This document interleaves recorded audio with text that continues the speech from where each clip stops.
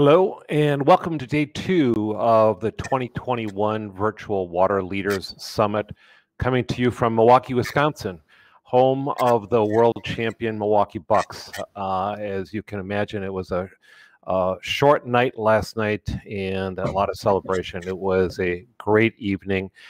I know last night was a thrilling game, but I believe we have pulled together a slate of speakers that will also provide some interesting insights on the intersections of and water. Kicking off our summit yesterday was Ed Sniffen from the Hawaii Department of Transportation, who tied together the linkage between broadband, roads, and water in a watershed. It left me thinking that we in the water space have talked more recently over the last few years about the one water approach. After hearing Ed, it really made me think is that instead of one water, we should start thinking about it more as one infrastructure, all encompassing and truly impacting on each other as well. Ed also reminded us that if we want to have a true long-term meaningful change in our water systems and roads, we need to start with our young people. There's no better influence than our own children. They can teach us about the new software for our laptop, but more importantly, can push us to do better when it comes to our treatment of water. Helping make this possible, this summit is through the generous support of our presenting sponsors, A.O. Smith and Baird. I want to thank very much for their assistance. And the Water Warrior of the Year Award sponsor, Ecolab, which we will announce on next Tuesday. Also, our other leaders who have helped to set this all up for us, Badger Meter, Evoca, Fund for Lake Michigan, MMSDs, Milorganite, Molson Coors, Sloan, Watts Water, Wisconsin Economic Development Corporation, and Xylem. So we have a very long list of sponsors, and we really appreciate all of their support. Before we get into this program today, I'm going to ask Marissa from SignalWire to provide a few housekeeping comments on using today's platform. Marissa? Hi, all. So we have a chat feature at the bottom right of your screen.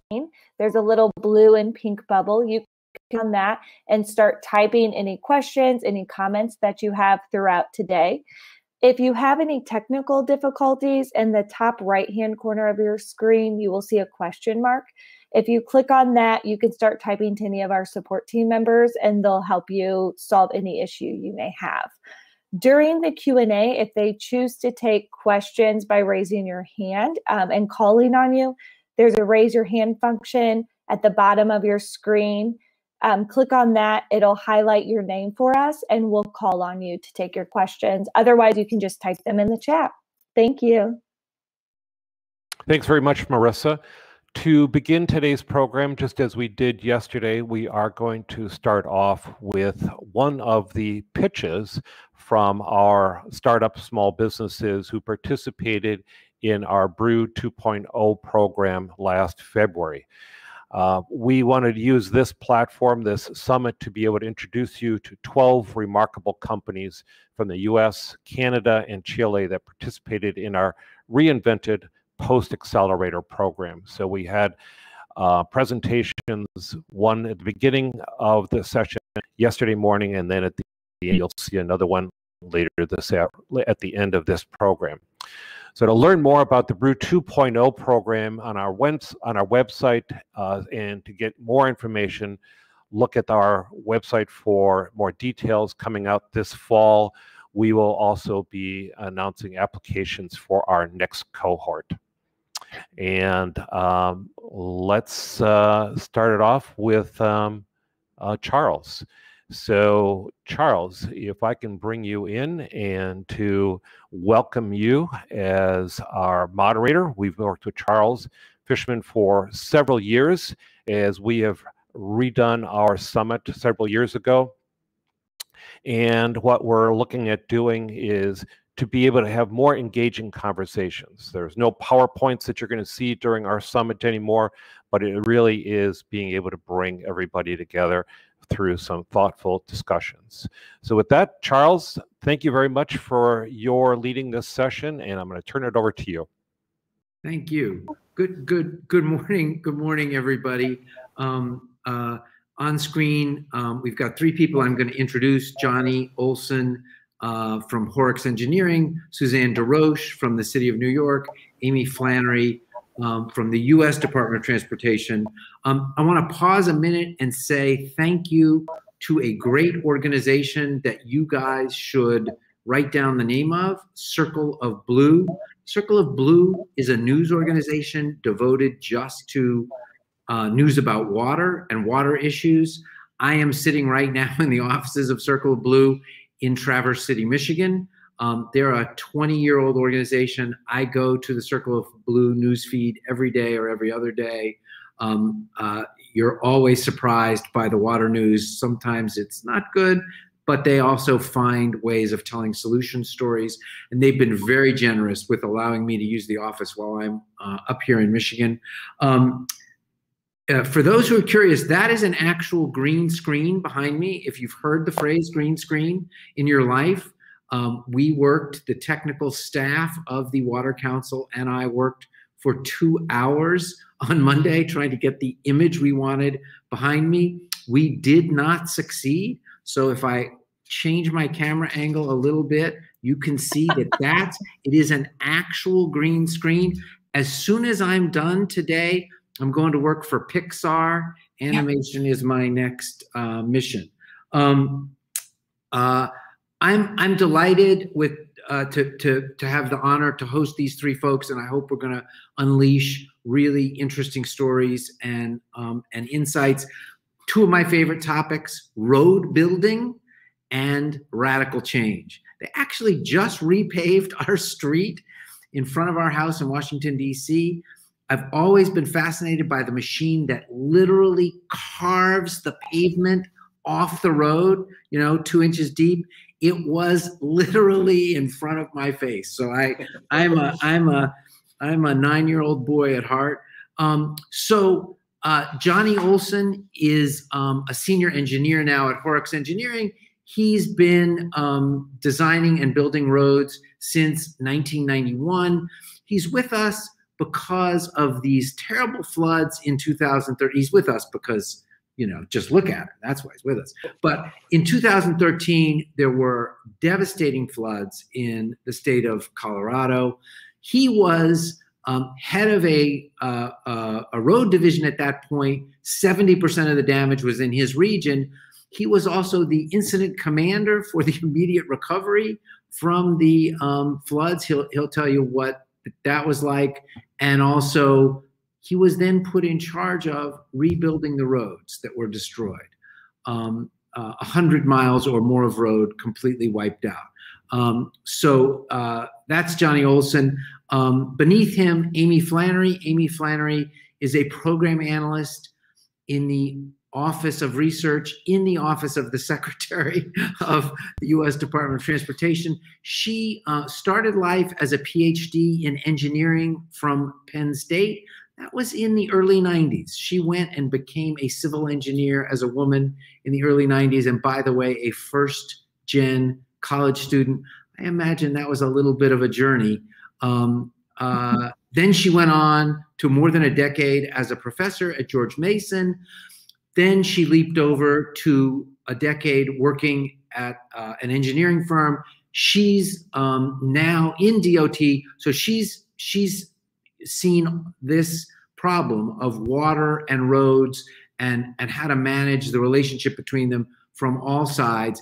And Susanne DesRoches, right beneath me in the screen, is an example of how interesting government organization is. She's the deputy director for infrastructure and energy in both the New York City Office of Sustainability and the New York City Office of Resiliency.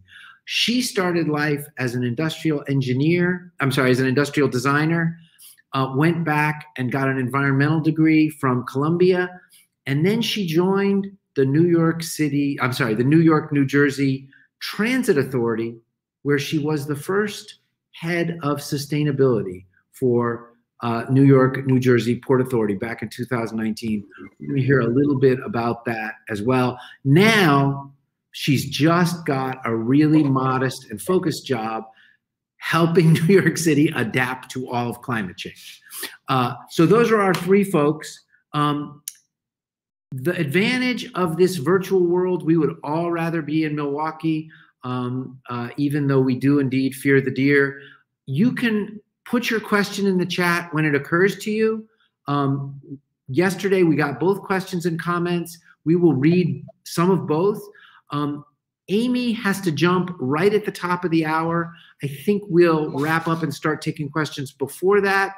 But if you have a question in particular from Aimee's perspective, pop that in the chat when it occurs to you, and we'll make sure to get that asked. And don't worry about how long the chat is. We're capable of scrolling backwards.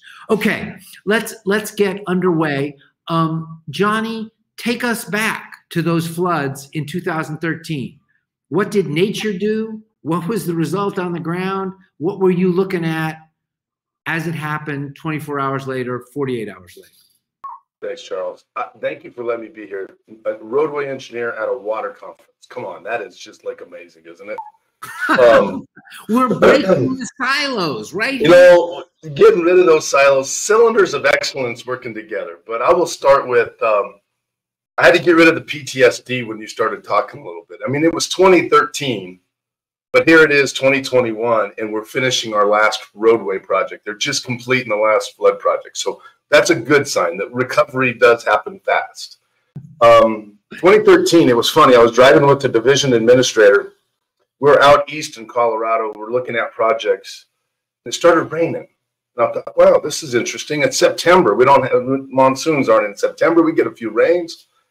And it kept raining and it kept raining. I kept getting closer to the mountains. It kept raining harder. Well, about 7 o'clock at night, I realized I was in my incident command room with my team.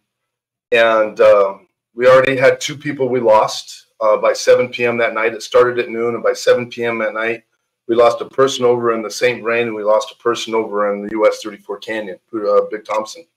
So as we're going through this, we had 7 canyons in my area, all the way down in Colorado, flood in a matter of 12 hours. In the time frame, we had about 14 to 22 inches of rain in less than an hour come down in these canyons. And if anybody's been to Colorado, when I talk about this, we had most of our rivers run between 350 CFS to 750 CFS during that time of year. Great fishing if you ever want to come up and do it. But all of a sudden, we're running anywhere between 5,000 and 8,000 CFS. People in the East Coast will say, our rivers run 49,000 CFS every day. But now I want you to take that 10,000 CFS and shrink it into a 200 feet wide.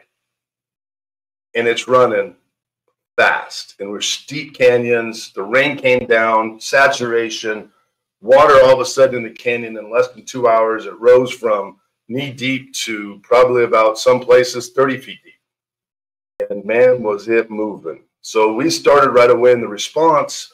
We went in, we started losing roadway miles right away. We started losing a lot of different canyons. We had people disconnected. There was people up in the mountains up in Estes Park.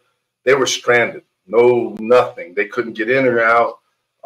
It was just a very bad situation. And how I could say this is, everybody knows there's a canyon and a river. And humans come in and build what? Right next to the river? The road. And water doesn't care how big the road is. It doesn't care how big the rock is. If it wants to take it, it's going to take it when it's moving that fast. So we lost about we had to shut down about 458 lane miles. We lost about 120 miles of roadway. We lost 7 people total in the disaster. And we had about 10 communities totally cut off from anything. We had the second most evacuations, helicopter evacuations to Katrina. We had about 14,000 evacuations that we had to fly in, get people out. This lasted for about a week and a half. We had water rushing the whole time and just an amazing feat. So that first 2 weeks was more of a response. And if you've ever seen, I had a lot of maintenance guys. We had 100 National Guard assigned to the incident command.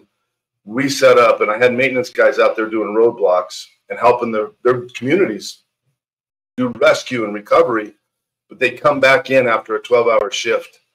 And if you've ever seen a 6'4" man just devastated and crying and not understanding what happened and how this can happen, and seeing the damage and the mess that this did, it was the most amazing thing I've ever seen, is people coming together, but people's spirits were being depleted fast because it's just so much at one time. So it was a pretty amazing incident we had. Okay, let me just put a line under what you said. 22 inches of rain in 24 hours. I'm not worried about Eastern River flows. Oh, I haven't told you about that yet. From 750 CFS, this is in a room that understands flow, to between 10 and 30,000 CFS in those same rivers. So literally 100 times the flow. And anybody who's ever been out west in a rainstorm, in a flash flood, it's astonishing. 458 lane miles were out of commission. 100, what did you say, 116 of those? It was anywhere between 100 and 120 were totally gone. It was just looked like mountains. Right. You said it looked like there had never been a road there before. Yep. And all those lanes of road were either wiped out or damaged because of water. Okay, and then 2 sentences. What's the normal way of rebuilding the 100 miles? You know, roadway engineers go in and they design their road and they put it back in, and they just sort of ignore the river. So we shrink the river and we move the river a little bit. We just put it right back in the same spot we did, do the exact same thing we did, rebuild the base, rebuild the road, and walk away. That's, okay. I mean, it's not quite that simple, but that's typically what we end up with. Take out the plans for last time, look at them, look at the site. Is there still a place to put the road? Put it right back in. Get the big yellow equipment out, and off we go. Okay. Yep. And in fact, we talked about this yesterday.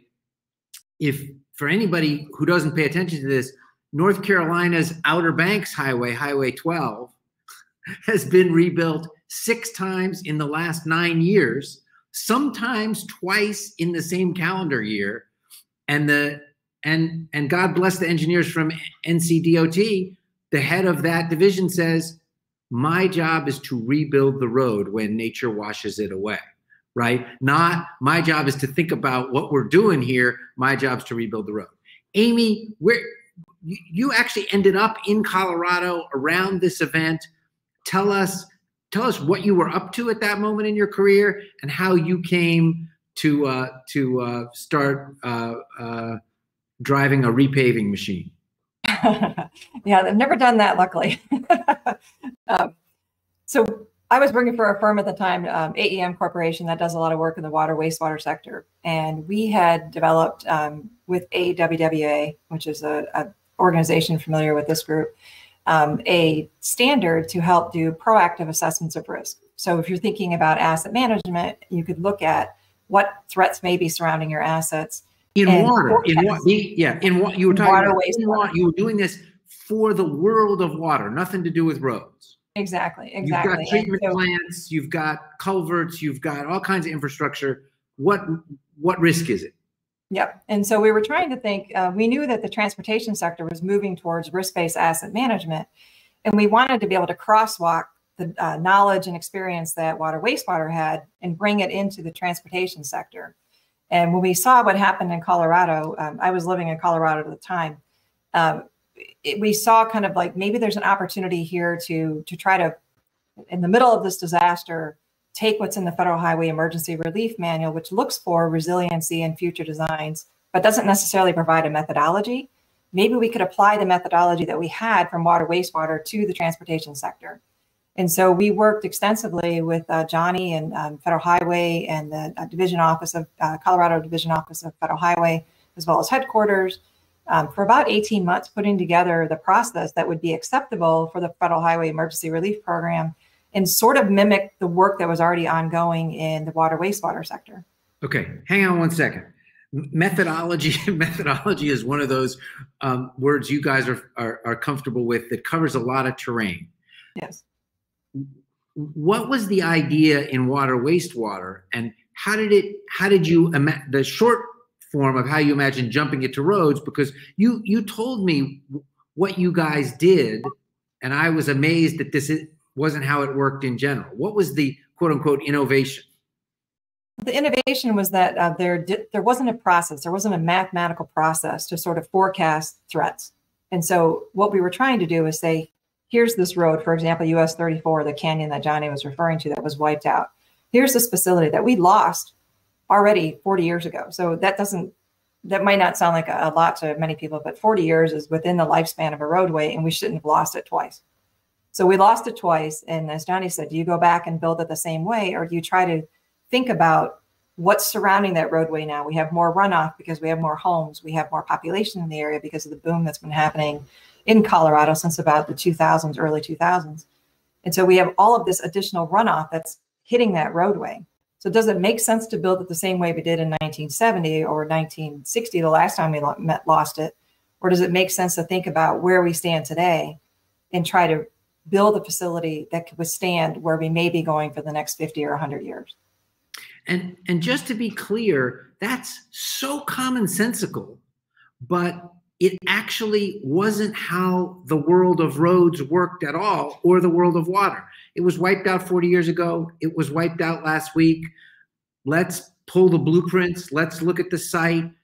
Let's, review our 100-year flood data. And what you guys were saying was the world has changed, and also there's stuff coming, and you need to look forward, not backward. I guess we're very accustomed in engineering and infrastructure terms to this, 50-year, 100-year storm, 100-year volumes, all of that. And what you were saying was, we've got this process over here with water in trying to think about not simply doing it the way we did it last time. These people have a great test case. They lost 100 miles of roads. Let's go over here and see if we can bring this to bear. And you had to talk to DOT because that's where the money is? They had to say yes. So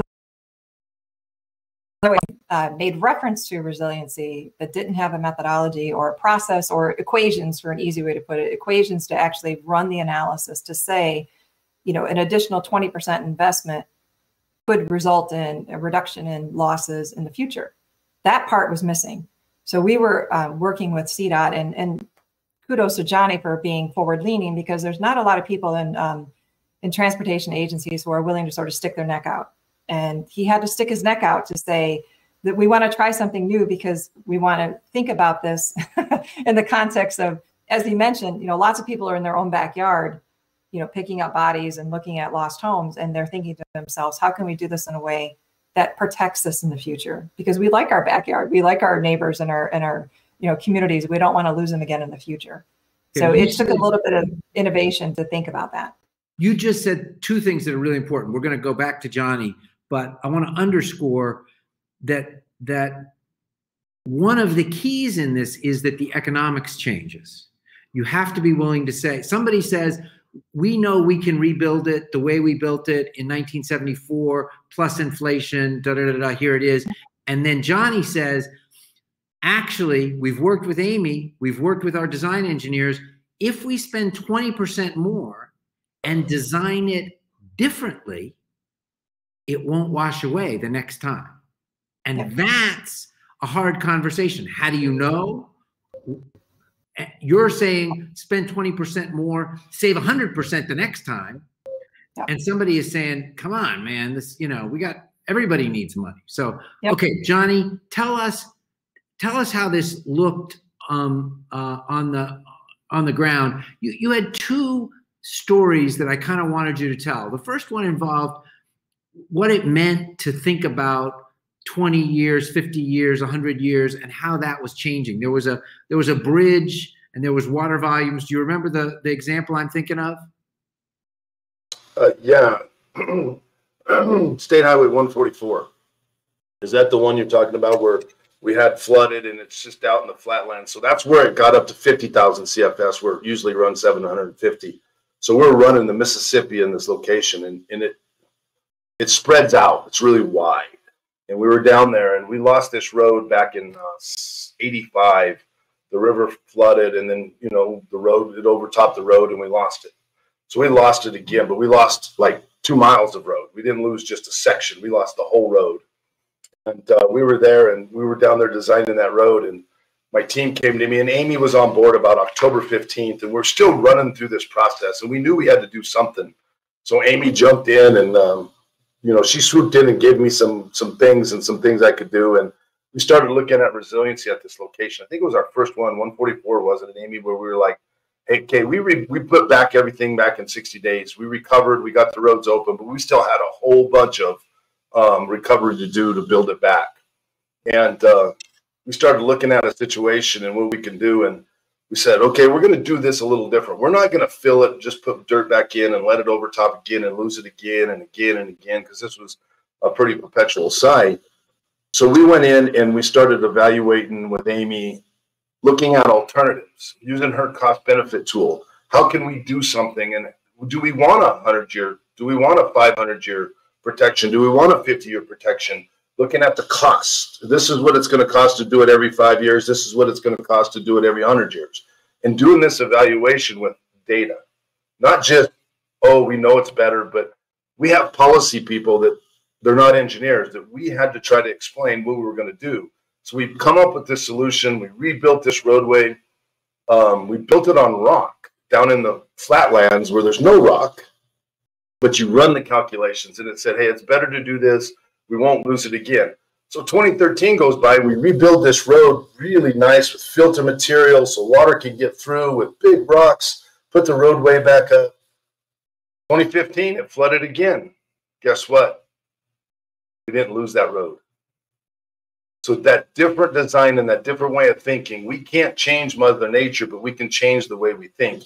We can change our policymakers. We can make sure that they have some tangible data to grab onto, instead of just an engineer walking in and saying, oh, we got to do this. It's going to cost us an extra $2 million, but we're going to save $20 million over the next 20 years if we do this. Well, money is always tight and everywhere you go. And we were just dealing with a minimal amount of emergency response money, and we did it. And then 2 years later, it flooded.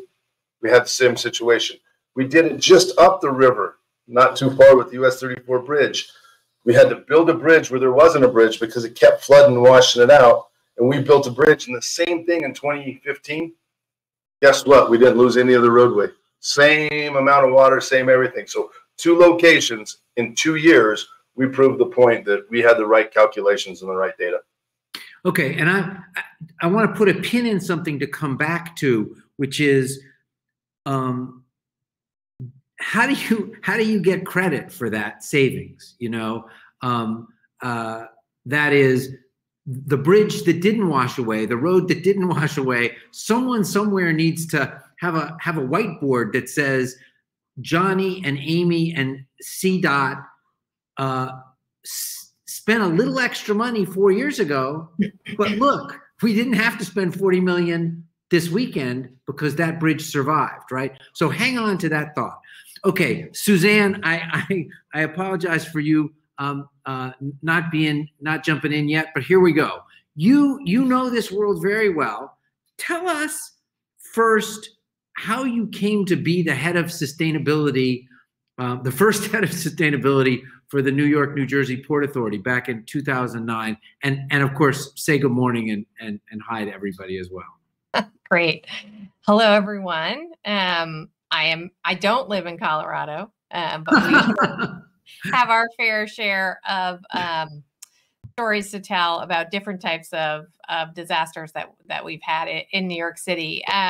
So Charles, as you said, I spent about 12 years as an industrial designer, mainly working on architectural projects, and decided sort of in my early 30s that I wanted to be working more on sustainability. Is relatively new in the mid 2000s. So went back to school, and coming out of that graduate program, went to work at the Port Authority. They did have a sustainability policy person in their environmental group, but the engineering department did not have anyone that knew really the green design world at that time. So they understood that LEED was something that they were going to need to start to incorporate, and that's a green building rating system that they needed to incorporate into their facilities. But shortly after arriving, I realized that they were trying to use a green building rating system on essentially a whole host of flat infrastructure projects, right? And that doesn't really work very well at that time. So, the beginning of really my work in the built environment and climate started with how do we embed processes that will, at that time, make for better sustainable decisions within existing engineering processes. That grew very quickly into climate resiliency. At the time, we referred to it only as adaptation. Now the two terms kind of get interwoven. And we started to look at, in 2011, what the climate projections were for the region around New York City. New York City government, which is separate from the Port Authority, had done actually a fair amount of work to get climate change projections for the New York City region. So at the Port Authority, we released what was the first iteration, and it was a 1.5 pages long, of how to take climate projections and incorporate them into all of the different capital projects that the Port Authority built. And that really centered around changes in temperature, changes in precipitation, and sea level rise at the time. 2012. What was the reception to that? I mean, you're working in a just like CDOT, hugely traditional. Like there may be no more traditional New York City bureaucracy than the Port Authority, right? What was the reception? I won't comment on that. But memoir. It's for the memoir. Yeah, listen, I mean, the Port Authority has really a world-renowned engineering department. They've done just incredible things over the course of the history of the port. And I think that really what I was asking at the time was to evaluate, right? So eyes wide open, this is a risk. It's a risk in the same way that you evaluate for seismic. It's a risk in the same way that you evaluate for other types of risks that engineers really, it's kind of their bread and butter, right? They tend to be risk averse industry. I don't want to say people. It's a risk averse, right? The job of the engineer is often to mitigate risk. Right. Don't let the building fall down. Don't let the tunnel collapse. Right. That's right. So, at the time when we first started to talk about it, it was pre-Hurricane Sandy, right? So, I'm out there basically as kind of a salesperson saying, hey, look at these sea level rise numbers. We're looking at about 18 inches. That was the guidance at the time.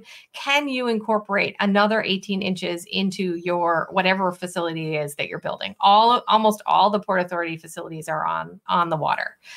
So, I think that then when Hurricane Sandy happened in a similar way to what happened in Colorado, people were like, well, whoa, now we really need to start to take this seriously. And then that type of guidance that from my perspective, is a way to institutionalize really a building of climate knowledge, right? It isn't a full methodology that Aimee and Johnny are talking about, and that needs to happen on a project-by-project basis.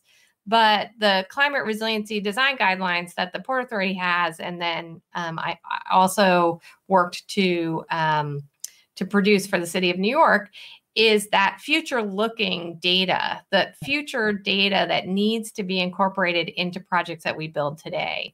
It's more than rebuilding after a disaster. It's all $90 billion that the city will spend over the course of a 10-year capital plan. How can you integrate what that future climate data looks like into that asset today? So really, I've spent a very long time working on how to develop tools and really increase the industry's knowledge of what that climate future looks like. Okay, let me jump on a couple things you said and then ask a follow-up question. You made an interesting point. As a journalist, as an observer, you often hear that one of the struggles in climate change is changing the culture, getting people to take you seriously. It sounds like you hit on something really important, which is if you frame climate change inside an engineering organization as a set of risks, engineers are used to thinking about risk. That's right. So those are facts. Here's our data. You know what? We build for earthquakes and we don't know when they're coming and we don't know how big they're going to be. And yet we take that into consideration. That's right. We do build roads and culverts and drainage with an understanding of the weather data that we've got and the climate data that we've got available. We don't ignore it. We don't make it up.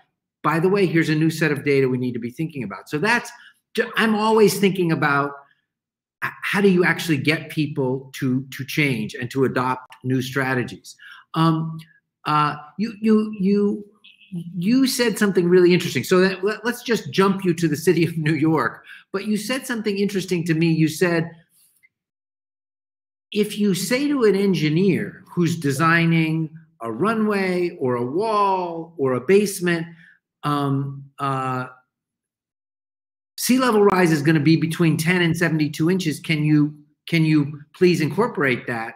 The immediate answer is it going to be 10 inches or 72 inches? That's so tell me what you meant by telling me that story, and also how it plays. Sure. So the climate resiliency design guidelines have set data points that engineers and architects use when they're doing the planning of projects, schematic design, and the engineering. And what I meant by that story is if you look at 2100 in New York City, the climate projections come in a wide range, and that is because the scientific community is running global climate models. That we take that information and we're using it at a local scale, right? So it also depends on how we continue to emit greenhouse gases. The very optimistic look would say that perhaps sea level rise will only be 10 inches. A much less optimistic look at the sort of high end of those models is more around 72 inches, right? So how do we instruct engineers and architects that work on our critical assets what they need to incorporate? And basically we have some thresholds there, but for your kind of average project, we essentially say, if your building is going to last over past 2080, you need to incorporate X inches of sea level rise. So it happens to be 36 inches, right? So it is an exact number. For very big mega projects, we do ask for the engineers to do sensitivity analysis around a range of different possibilities. But for smaller projects, we don't have the soft costs, the design costs, to be running, multiple designs through our projects. So we pick a number. We also ask design teams to try to build as much flexibility into the projects as they can.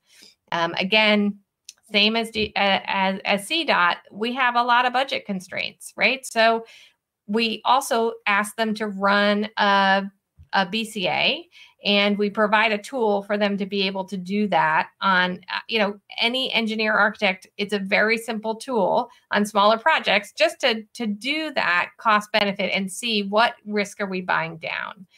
So it's really a suite of tools that we provide. But the most important thing is to say, we cannot, in particular, when we look at heat, we cannot be designing for historical weather data. And that is what the engineering community uses day in, day out.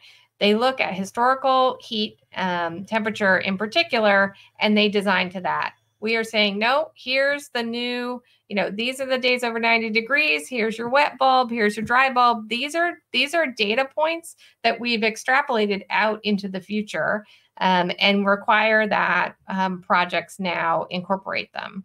so that we can really build more resilient as we go along, rather than just post-disaster rebuilding, which tends to be where we spend the most money on resiliency.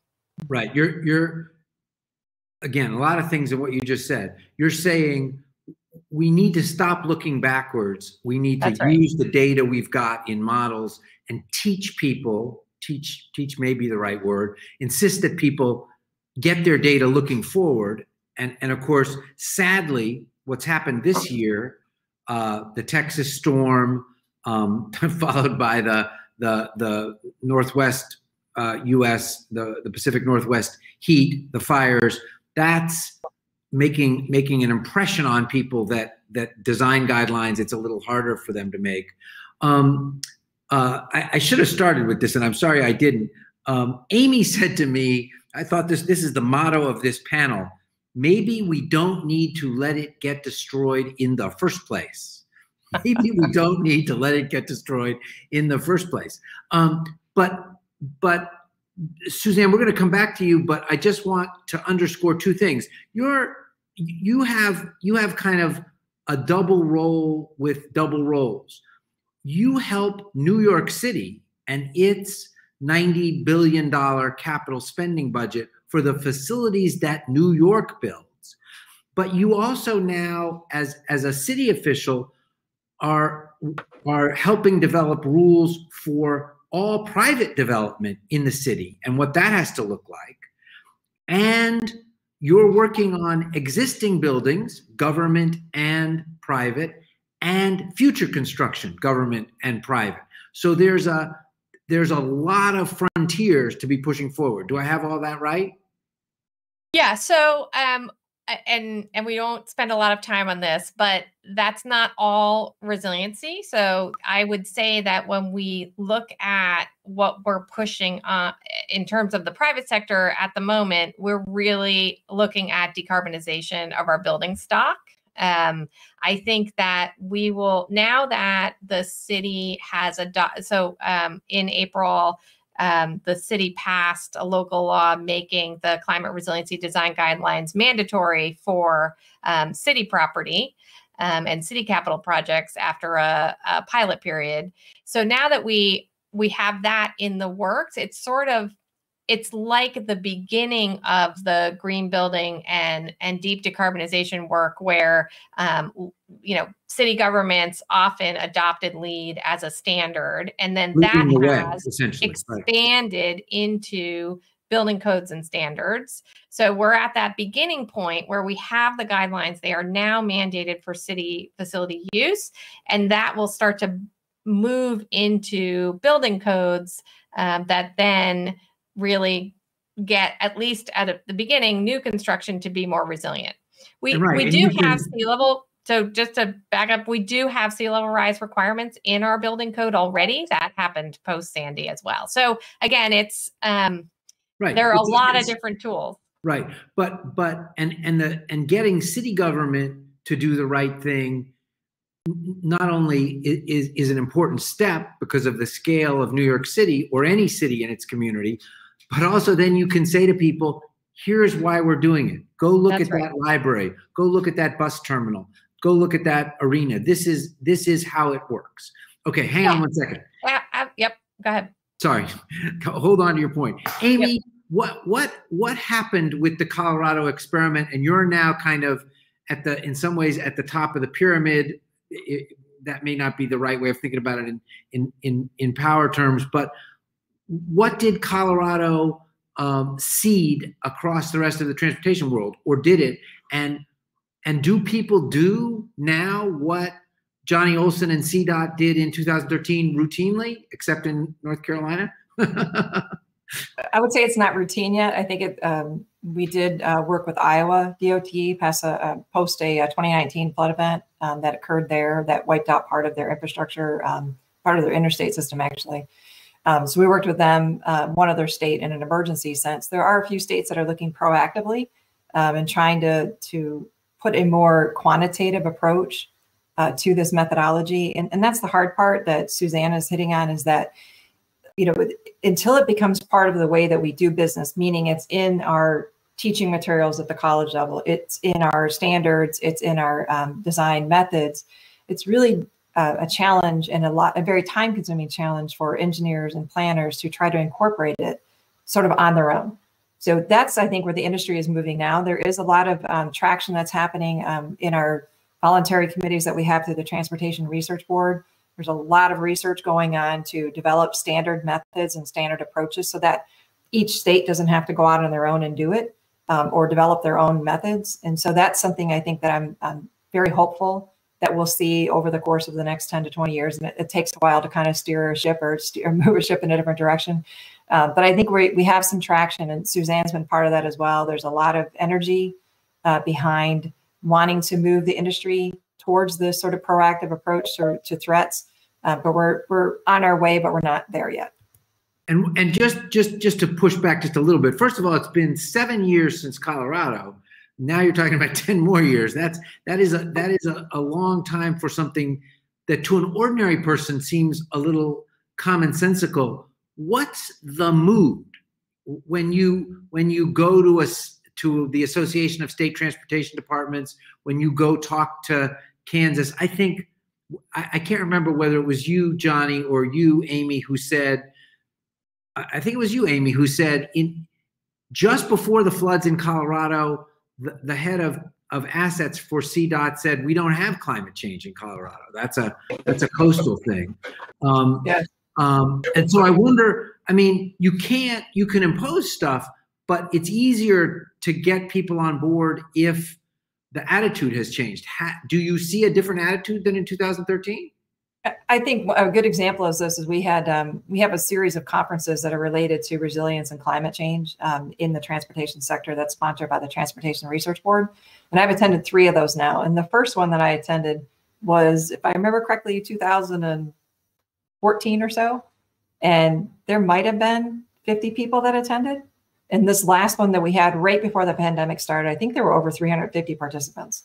So, and all of the state DOTs were there. There was lots of, interaction and excitement. I think people are really starting to see, engineers are pretty prudent people. They're very conservative. They like to spend dollars wisely. They don't like to go back and repair things and have to replace things that they put in place maybe 2 or 10 years ago. So they like being proactive and thinking ahead and being able to sort of say, I built that and it's going to be there for a generation.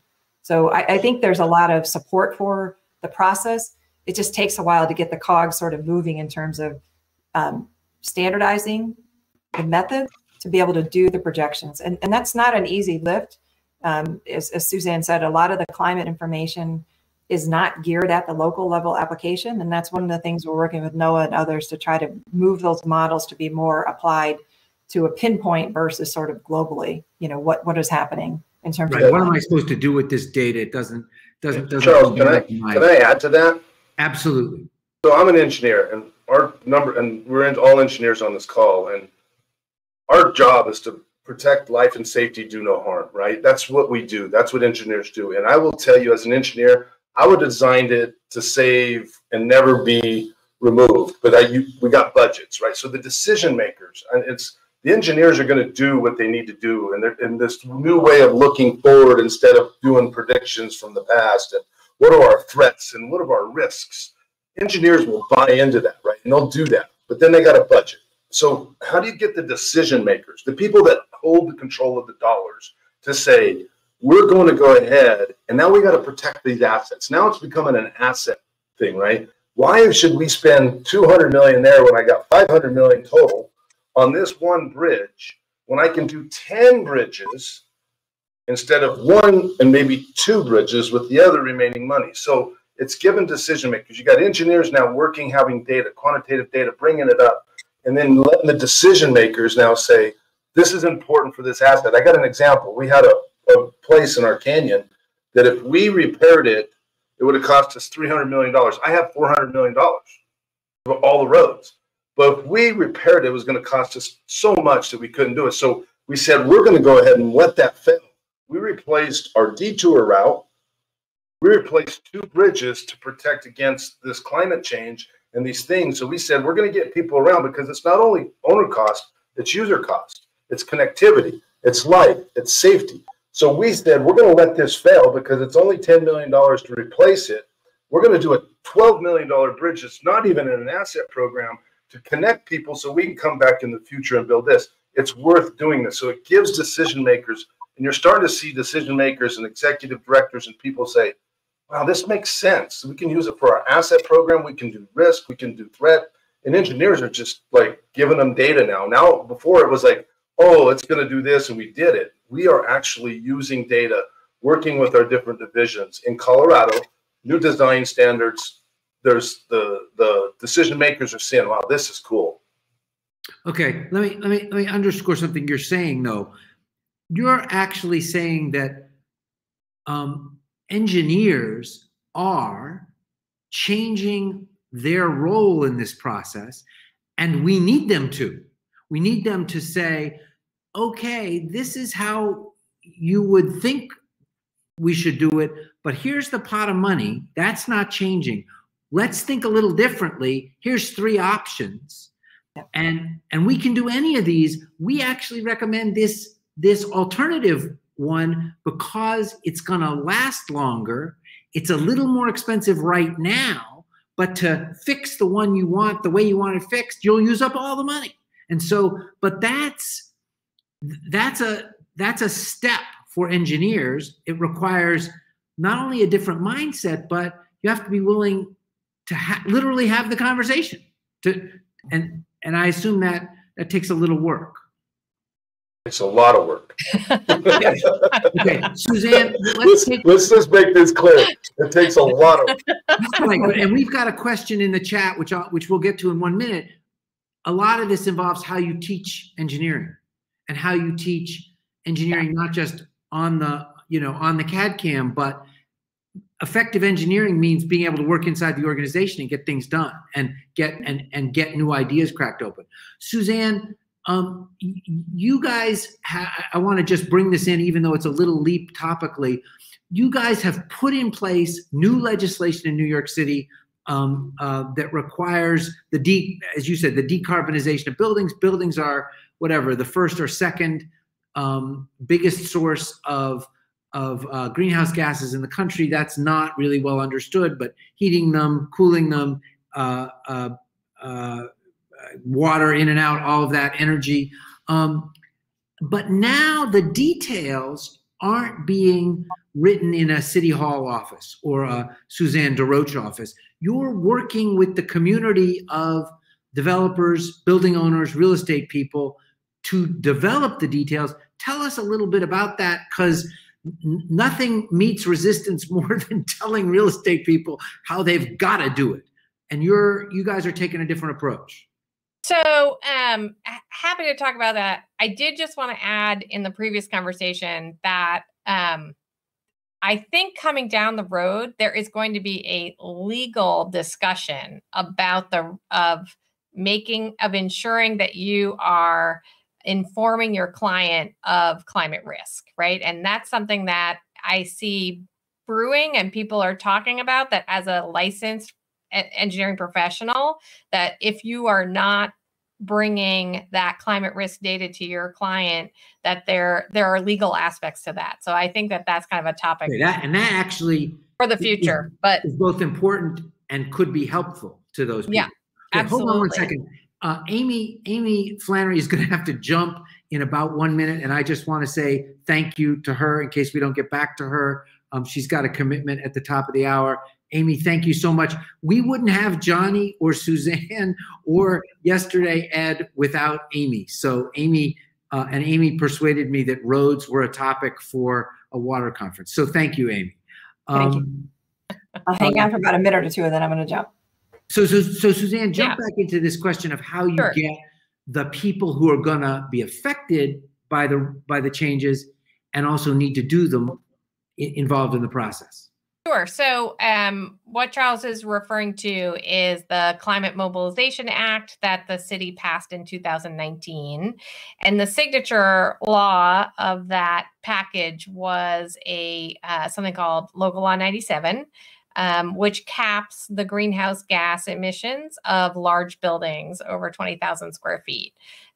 This is one of the first in the country to do this, to basically existing buildings. Yep. Right. Existing buildings over 20,000 square feet. So, there was a lot of discussion across industry, stakeholders, folks that, this is a difficult project in order to reduce the greenhouse gases of an existing building. And Charles, in New York City, the greenhouse gases from buildings account for almost 70% of our emissions, right? So you can imagine a very dense city, mostly coming from hot water and heating.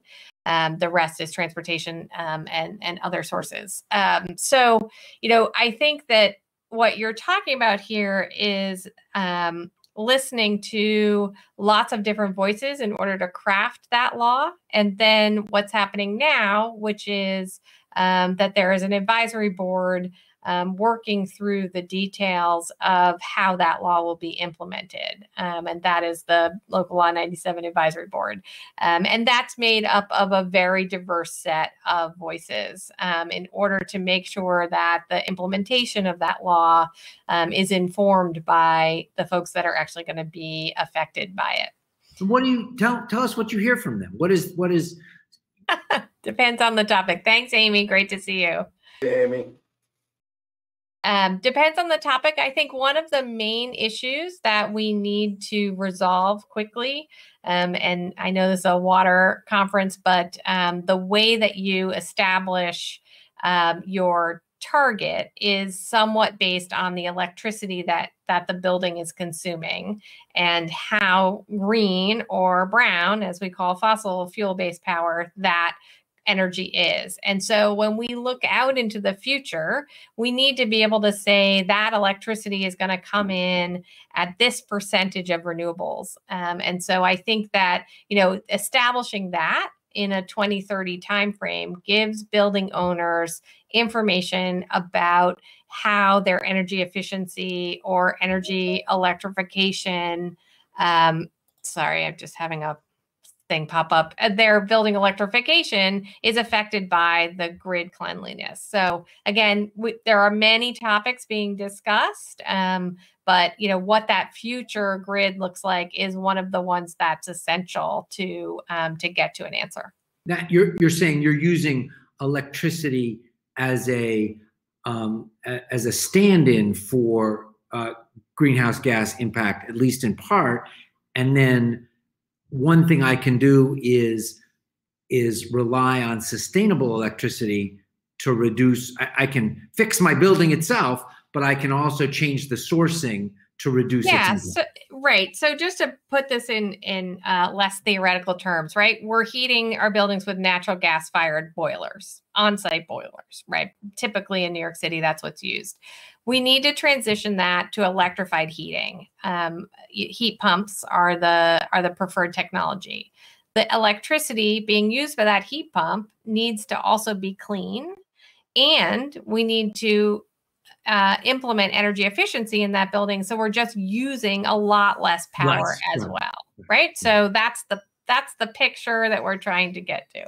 Right. And this is, you said you apologize, you're talking about electricity, but you know what? Water treatment plants are the single largest user of electricity in the country. Absolutely. Absolutely. So this is all really relevant. And this is a New York City scale version of the question, I bought a Tesla, I bought a Prius, but when I plug it in, where's the electricity? That's great, but where's that electricity coming from, right? Yeah, but just to note there that the tailpipe emissions of a gasoline car are obviously a big contributor to our emissions issue. So even if you're using fossil-based electricity for that vehicle, it is still less polluting than the vehicle would be if it was gasoline. A very important point, you make immediate gains by switching to electric vehicles. Okay, let's jump to a couple of questions, and I want to respect everybody's time. I thought this was a great question from somebody who only is identified as Preston. I'm wondering if engineering schools are teaching infrastructure, and in what ways are they teaching what you guys are working on, what Johnny is doing, what Susanne is doing, what Aimee's thinking about, or are they themselves locked in the old matrix? Here is an immediate response in the chat. I want you guys to talk about this a little bit, but a woman named Lydia Miller writes, I'm looking at Purdue's Infrastructure Resiliency and Sustainability program, and their description focuses on the latest advancements in sustainable materials and non-destructive evaluation. So there you go. That's not, who knows what's actually going on. We don't want to single out Purdue, but they didn't say we're trying to build in these forward-looking principles. What's you guys' experience with the generation of engineering talent coming out now, sustainability managers and that kind of thing? So I would say that we're seeing a lot of a different approach of people coming in, and the kids coming out of school into our business in transportation. There's not a lot of change in how you design a road or how you design a bridge, but there's a lot of change in sustainability thought, right? They're thinking about climate change, they're thinking about sustainability, but they're not teaching the new ways to design or to look at things in the concrete class or the steel class, right? They teach you how to do steel, they teach you how to do concrete, but they're not teaching you how to think different in terms of that design. You're learning the sustainability side, and you're learning about the climate change and how to be there, but they're not teaching you the threats and the vulnerability. There is literally not looking at the risk. The siloing begins right there in engineering. Right. So they teach you how to design a bridge. If you're going to design a bridge to take an earthquake, they can teach you how to do that, how much steel and how much goes in it. But they don't teach you the thought process of what is the vulnerability and what are the threats. If you don't do it, hey, if you don't do it, there's loss of life. But what can you build into that to change your design thought process and quantitate your changes? So they don't teach, the engineering's not changing.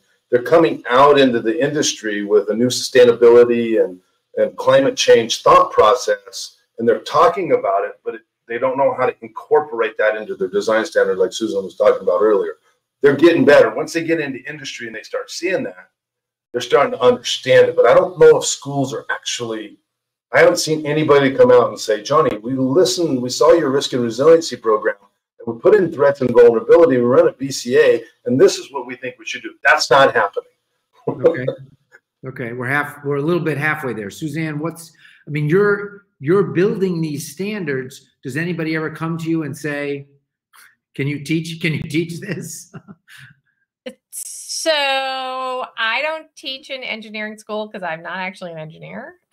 So, I think that I agree with Johnny. I think that there is a lot of great education out there around sustainability management policy, and the thinking about how do we change systems. And I think, architecture school, all about sustainability and climate at this point.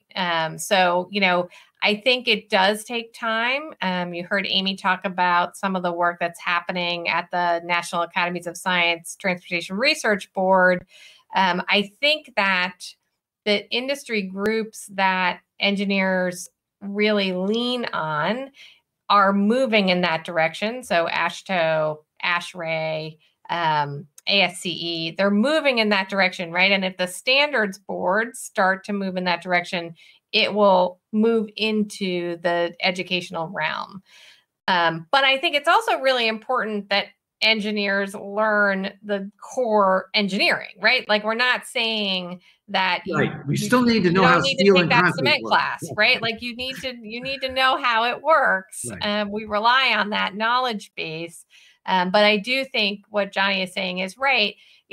The interaction between a changing climate and that policy world and the nuts and bolts of how you engineer is nascent. I'm sure there are programs out there that are doing it. I'm not up on that. I'm sure there are individual programs that are doing that. But I don't think it's yet widespread. Okay. Dean has a great question.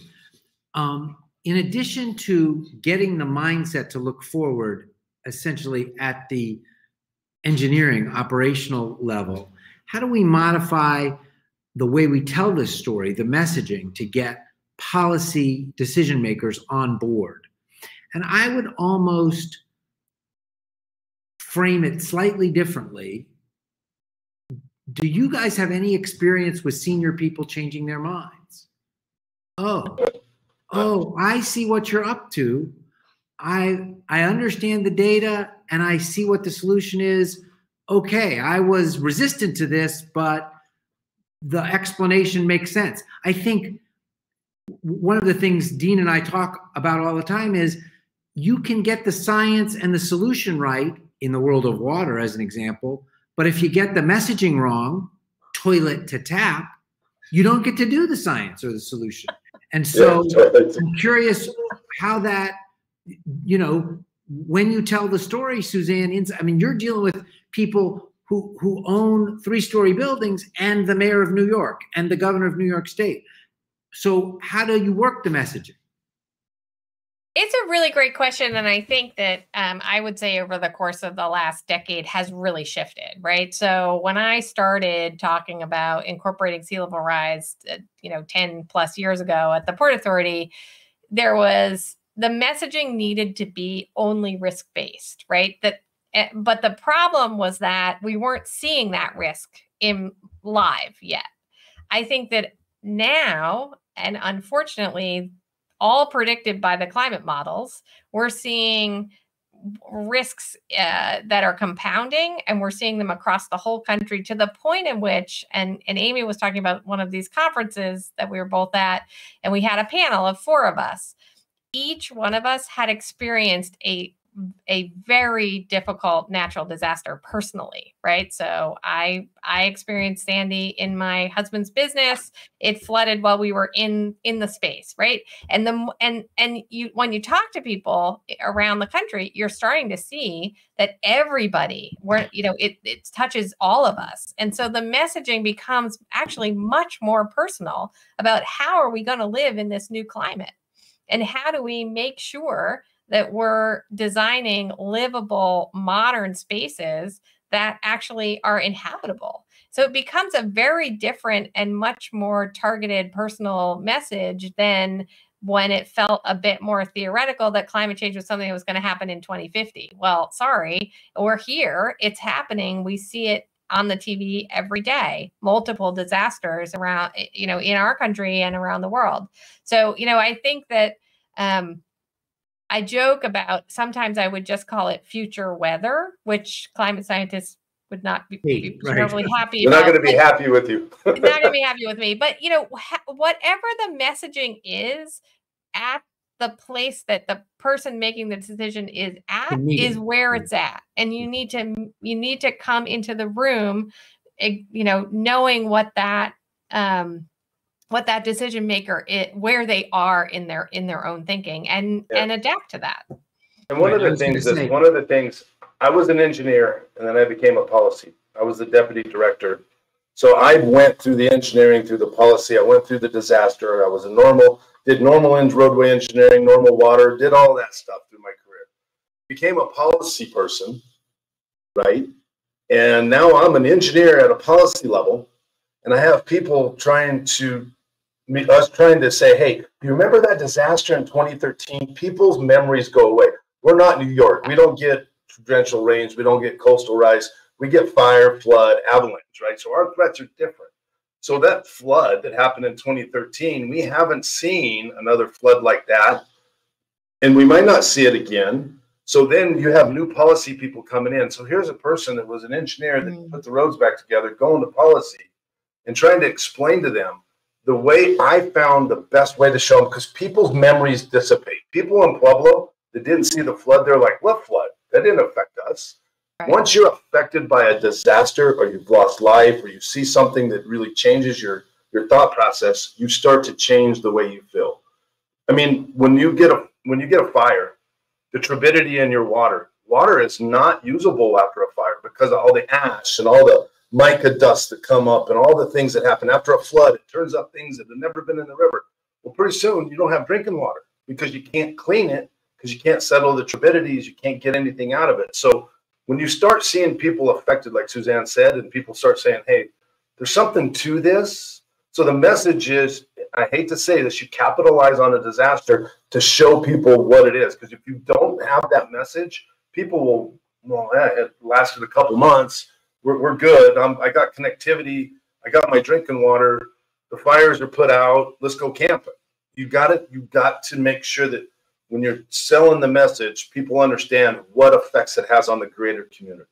You connect, right? We all had that experience in Texas, right? Now the power's on. Okay, no.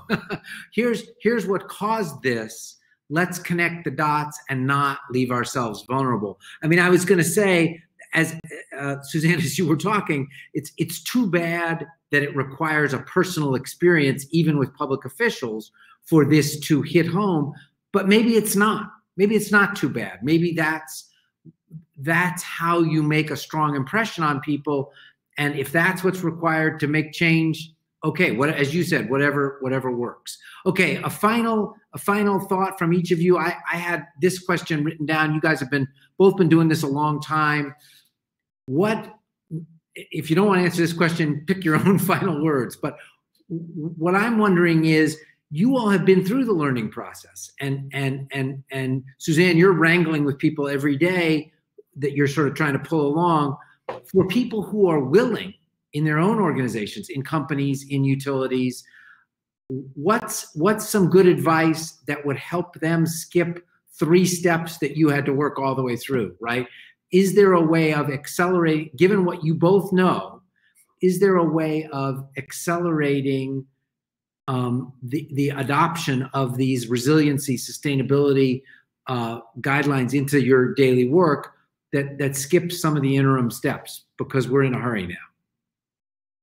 Yeah, so I would say, and I tell my students this all the time, so it doesn't, whatever job you're in, wherever you are in your career, climate is going to affect the work that you do. So you need to be curious about it, and you need to look to other examples, right? So if we look at the power sector, I'm always looking at California, what they're doing, the disasters in the wildfires from a couple of years ago. They're learning from that. I need to learn from them. And I think that there is a lot happening out there. You need to target it towards the work that you do, where you sit today. There is, in my mind, it's like no trajectory for a climate job, right? So it just has to be integrated into all of the different work that we do, whether either in the water industry, you're in energy, you're in telecom, whatever those infrastructure sectors are, you have to both look at, how do we decarbonize those so that the impacts of climate change aren't as bad? And what are others doing to make their, whatever their industry or operations, because we didn't even get into operations. We only talked really about capital expenditures, but how do we change operations in order to be better prepared for how that climate is going to shift? The information is fortunately out there. It's starting to be much more mainstream, depending on where you live and what your industry is, that there is a lot of information about both how to decarbonize and how to be more resilient. So, curiosity is really what drives me on a day-to-day basis. There's always a lot to learn. And this is going to change over time. What we think is going to be the future today in 5 years is going to be totally different. So you have to maintain that level of flexibility and curiosity. Fabulous. Johnny, last word. One of the things that I love to try to educate people, whether you're a policy decision maker or an engineer, we have a responsibility to educate the folks. We have a responsibility to speak up about some of the things that we're dealing with. Whether they've dealt with it or not, hearing the story without fear. I hate fear mongering. I want to go out and give them the positive reasons for doing something, right? No, we had a fire. This is what happened. People died. That's exciting. That sells. But at the end of the day, I want to talk about what the future looks like and why we want to do these things. Because when they start seeing the why, we sometimes do, oh, look what happened. See, we don't want to do it because of this. The why is important to policymakers, to people that I talk with, to communities that I go and deal with. Why is it important that we care? Why is it important that we move this forward? There's some states you can't go to and say climate change even today. Just be honest, right? And Susanne tried to get a new word out there, right? That's not going to work too well. But how do we get them to understand that whether you believe the world's going to end or what, but we have to deal with it today. So giving them the facts, letting them understand, trying to educate them of what engineers and water or anything that we're doing, fire, flood, earthquakes, all the threats that we deal with, these are true threats. And there's a lot of vulnerability and there's a lot of consequences for these threats. And that's risk. Most people don't want risk in their lives. We all know that. So give it to them in the way they understand it. So risk becomes important to them, and then they start understanding it and they come with us. And it's hard. It's you might say it 1,000 times, but if you get one person and you get another one and you get another one, pretty soon you start building that we have to do things different. Having the voice. Okay, we have one more question. I was just instructed to take it despite the time. I want to just put a line under what both of you said. Johnny, you're saying people want a positive story, not just the replaying of the disaster story. And a positive story is solutions. We've talked to you about the problem. Here's how we fix it. Here's how we fix it short term. Here's how we build in the fix. You don't buy car insurance because you expect to have an accident. You buy car insurance because you might have an accident. So people actually, if you find the right comparison, people are familiar with these ideas in their everyday life. And Susanne, you said something that connects up with this question that I'm just about to ask you, which is people are going to look to you. I assume this already happens, but in the next 5 years, people are going to come to Susanne DesRoches and say, you guys did this. How do we do it? We're Miami. How do we put these codes and design guidelines in place? My God, New York City, of course you can do it, but how do we do it in Kansas City? But what you said was, I look to California. I'm looking to the pioneers myself. Whatever your climate problem, someone somewhere smart is 2 steps ahead of you trying to solve it. So you don't have to reinvent the wheel. It's not 2010 or 2000. You said essentially, be curious, look around. Don't assume that you're the first person to have to tackle this. And whether Amsterdam or Bangladesh, Dhaka's solution is the right one for you or not, there's something there for you as you do what you need to do to change. The question from Lori Parsons is, quote unquote, since we're now in a hurry, that shouldn't be controversial as relates to policy and development of mindset. Are we actually learning and leveraging, collecting the experience of the global community on adaptation?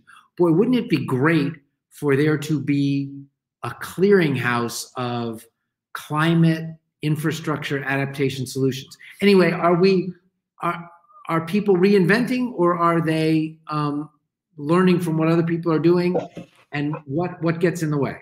So I'm going to go before Susan, because I know she's on a lot of panels and a lot of things. So I've learned examples, but anyway, go ahead, John. So what I've learned is, I sat on the Transportation Resiliency panel for the 4 or 5 years I was at CDOT. Now that I'm retired, I don't. I go to them and I stay part of it. But what I've found, I'm working with other states building resiliency right now. I'm working with a couple states. We're going in to help them look at the resiliency and stuff that have never done it before. So we're working with them to build what we did in Colorado. Here's what I find. Experience is awesome. 60% of what we do is the same. I will never have a coastal flood. And if I do, the whole United States is in trouble. So I don't have oceanfront property in Colorado. So what you got to do is you got to build those different states. But every state wants to do it their way. Use your experiences and create it to fit them. So every state, oh, that's Colorado. They did what they did. We could do it better. We got to get out of the mindset of using the experience to help build upon what you want to do. Utilize what's been done and build upon it. You don't have to do exactly what Colorado or Utah or California did in terms of river flooding or fires. What you have to do is learn from that and adapt it to your situation in your state. So getting those committees with AASHTO and on the resiliency working groups and in the My WashTO states, and bringing people together and finding experiences and learning from each other is happening. But understand, every state has its own policy. Every state has its own kind of political background. So you have to adapt it. And as you adapt it, it grows. But experiences help grow the future. So you've got to use them, but understand that I'm not going to worry about coastal flooding in Colorado. Okay. Suzanne, take us out. Okay. So I'm going to say two things, Charles. There are clearinghouses. So I'm going to, in the chat, I just dropped in the 4th National Climate Assessment. This is chapter 12. This is the transportation chapter. And in it is a map of somewhere on the order of 35 different climate assessments by transportation agencies, right? So great place to start. Plenty of reading material there, and it's quite up to date. And the other thing I would say is that there's lots of networks out there. I'm not familiar with the water ones, but certainly from a sustainability adaptation perspective, USDN and C40 are organizations that do just what you're talking about. They connected New York City with Copenhagen. Copenhagen has something called a cloudburst management plan, which I think folks either have heard of or would be interested in. They had a massive rain event. They had a €1 billion plan to make all of their streets and parks much more absorbent, so that when the large scale rainstorms come, they're funneling water into parks that can absorb it. They're making the streetscape absorbent, and they're building just a huge network of rain gardens. That's something that we've brought to New York City. We have a pilot neighborhood, Southeast Queens, that we are starting to do pilot cloudburst projects. It's exactly what you're talking about, right? We're taking it, we're applying it to the New York City context. So for instance, in Copenhagen, they're making the streets like this so that they can funnel the water. You can't run a plow on a street that's this way, right? So we have to adapt it differently to the New York City context. So anyway, just a great example. There are some other places to find more resources, but certainly there are clearinghouses out there. Okay, that's great. Okay, you guys have been great. We could obviously keep going for another half hour. I need to let you all get back to your lives. So first of all, thank you. Thank you for the time in preparation, and thank you for your insight, stories, and good humor today. And yes, Suzanne put the National Climate Assessment chapter in the chat. That's a great link. I clicked on it. I was told to tell people we actually have a session just about the Texas storm and adapting to the Texas storm a week from today with the head of water for Houston and the head of water for San Antonio, both of whom took the phone call. We're turning off your electricity. You're not going to be pumping water. Never happened before. I put in the chat tomorrow's session at the same time, same place, is about ESG. What is the meaning of the ESG movement, environment, social governance. If you were paying attention, ESG overtook ExxonMobil in the last month. So very important to come tomorrow. And what else was I going to say? If you have any influence on the infrastructure bill, take what you learned today and see if you can get members of Congress to put some of these standards into legislation so we don't spend $500 billion the old way, we spend it the new way. Okay, I'm going to pitch this back to Dean. Thank you all very, very much, and we'll see you tomorrow. Thank you. Thanks very much, Charles. While Johnny talks about that he's not going to necessarily have coastal flooding in Colorado, it seems as though he had a hurricane that hit him a few years ago. I jumped in too quickly to get Charles going, and I forgot to actually queue up Nick. I set up the whole idea of the Brew 2.0 videos, and I forgot to say, go ahead. So Nick, could you go ahead with the Capta Hydro pitch that they did in February? Good morning. My name is Gaston Usayant, one of the co-founders of Chile-based startup Capta Hydro. Did you know that surface water distribution infrastructure can have as little as 30% efficiency, and that around half of those losses are explained by poor management practices because they are largely dependent on untrained personnel for flow monitoring and control? With surface water being around 75% of global water extracted for human use, this is a global problem that affects around 20% of available fresh water. This wasn't a major issue until recent climate change and increasing water demand. Experts predict we will have a water volume shortfall around 20% by 2030. This will make the price of water to raise and increase the urgency and pressure on distribution infrastructure operators to invest in higher efficiency and precision. Most operators know that the technology to solve this exists since at least 2 decades: IoT-based flow telemetry and floodgate automation. But these haven't really scaled relative to their potential and need, with their implementation mostly limited to developed countries. Because they are generally very expensive, have low adaptability to existing infrastructure, are at high risk of vandalism, and offer limited value from software and data. Our solution is based on innovative telemetry and automation hardware that solves the main problems with current alternatives, and a specifically designed surface water management software. We are applying for patents and have a robust hardware and software new feature and product development plan. Our main value propositions are to improve distribution efficiency and precision and facilitate demand-based distribution. Models applied in irrigation districts and rivers, as well as evidence in Australia's water market, show that returns on investment can be very attractive, particularly when considering high water prices such as California's, using the examples. The main market segments are surface water distribution organizations and final users. We estimate market potential in $125 billion in CapEx investments. Third-party research estimates the irrigation automation market in around $3 billion a year and growing almost 20%. In 2019, our competition has closed a $200 million contract for 5 years in just under 5% of India's hectares. Current revenue model is project-based with 70 to 80% margins and recurring annual subscription.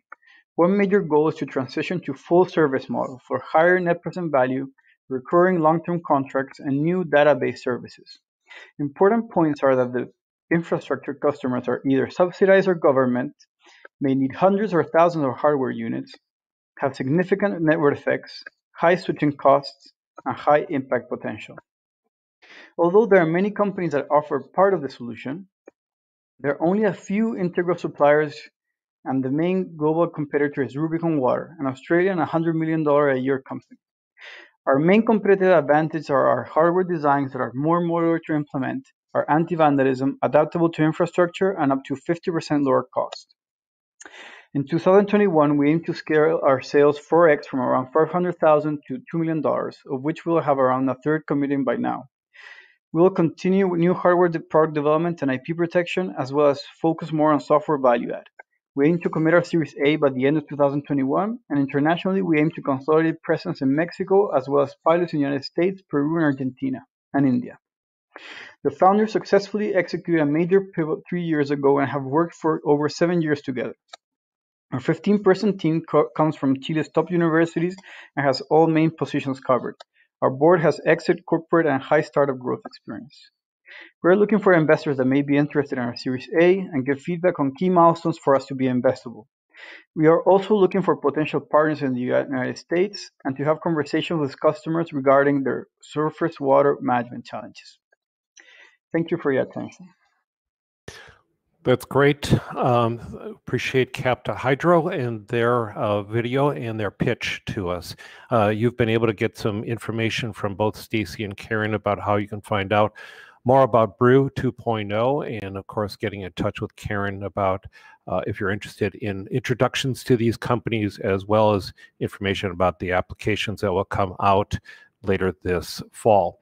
For our last pitch and to close out our day is Glanris. So Nick, if you could show Glanris pitch video. Hi, I'm Brian Eagle, CEO of Glanris. We make a patented, sustainable water filtration media made from rice hulls. We don't make filters or filtration systems. We make the media that goes in them.